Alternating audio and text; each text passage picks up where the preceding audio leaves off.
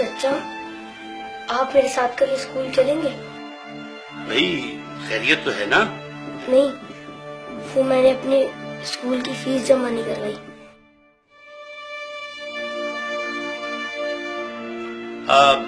بیٹا تم کیا کرو گے اسکول پڑھ کے؟ دیکھو تم میرے ساتھ دکان پر آ جانا، میرے پاس 2 ملازم ہیں، جب تمہارے کام سمجھ میں آ جائے گا تو ایک کی چھٹی کرا دوں گا.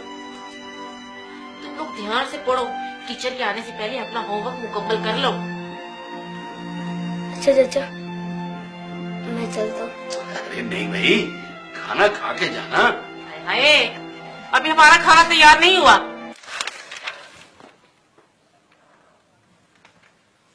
یا رسول اللہ، جب سے میرے ابو فوت ہوئے مجھے کسی نے پیار نہیں کیا.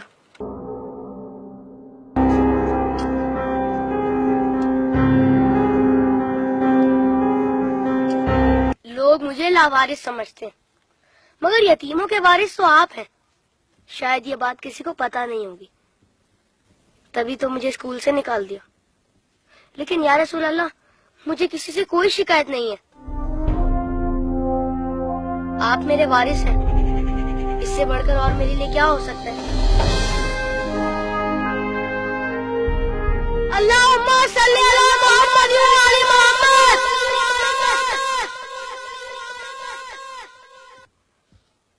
اپنی ولادت کے موقع پر میرا یہ درود شریف قبول فرمائیے. سنا ہے آپ اپنے نواسوں سے بہت پیار کیا کرتے تھے. امام حسن علیہ السلام اور امام حسین علیہ السلام کو کندھوں پر بٹھا کر سیر کرایا کرتے تھے. آپ امام حسین علیہ السلام کے گلے کے بوسے لیا کرتے تھے اور روتے تھے. آپ کو پہلے سے علم تھا نا کہ امام حسین علیہ السلام کے گلے کو کاٹا جائے گا؟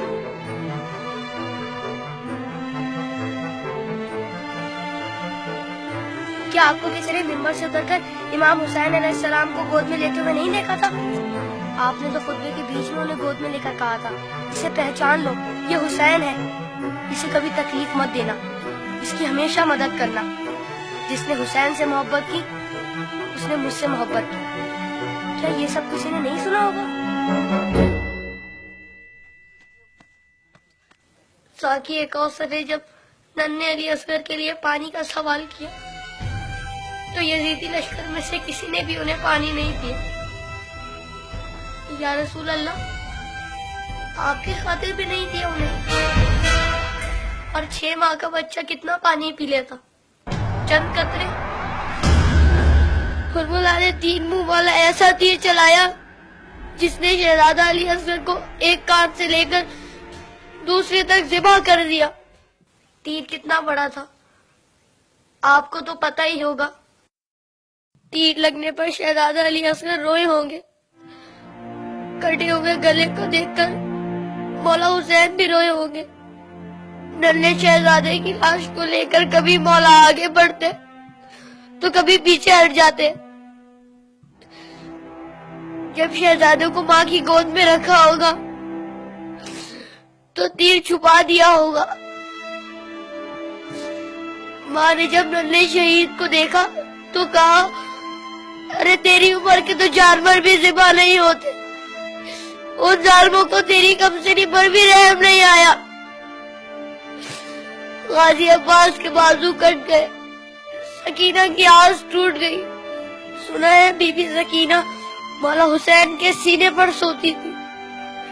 مولا کے دل کا سکون تھی وہ. شاید اسی لیے امام حسین نے اپنی شہادت سے پہلے زمین کربلا سے کانٹے چن لیے. میرے بات کہیں میری بیٹی کے پاؤں میں کانٹے نہ چبھ جائے.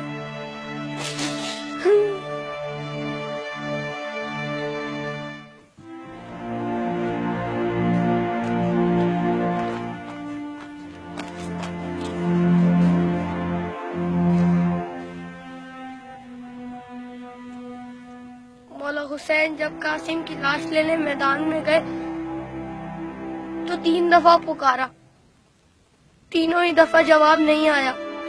پھر فرمایا، امام ہو کر حکم دیتا ہوں، بتاؤ کہاں ہو تم؟ تو مشرق سے آواز آئی چچا، مغرب سے آواز آئی چچا، چاروں طرف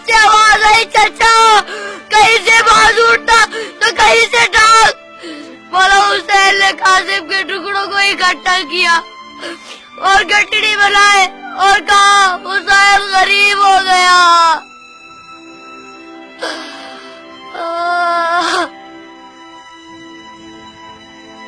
یزید کی فوج میں کسی کو پتا تو ہوگا یا کسی نے بتایا تو ہوگا کہ جن لوگوں کو تم مار رہے ہو وہ نواسۂ رسول ہے.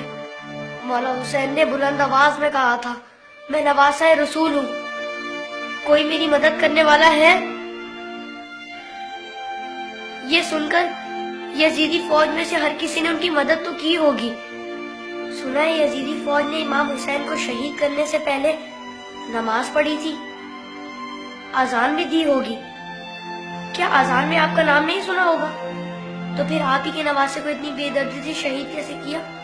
شہید کرنے کے بعد پہچانا نہیں ہوگا, ورنہ لاشوں پر اس طرح گھوڑے نہ دوڑاتے.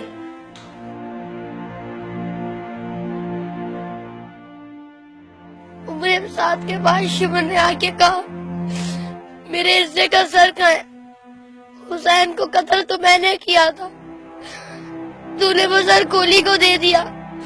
عمر سعد نے کہا میں نے تیرے لیے بھی ایک سر رکھا ہوا ہے. شمر نے پوچھا کہاں ہے؟ عمر سعد نے کہا کیا نیزے برداروں کو لے جا خیمے کے پیچھے. ان ظالموں نے وہاں جا کر زمین میں نیزے مارنے شروع کر دیے. ایک نیزہ ایسا زمین میں گیا کہ ساتھ علی اصغر کو لے آیا. سب شہیدوں کے سر نیزے پر گئے, علی اصغر کا بدن نیزے پر گیا.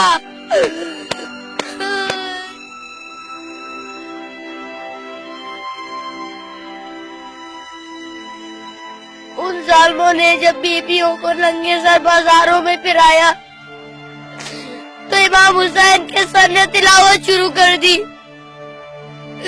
جیسے کہہ رہے ہو اے لوگوں بیویوں کی طرف مت دیکھو, یہ دیکھو کہ ایک کٹا ہوا سر قرآن کی تلاوت کر رہا ہے.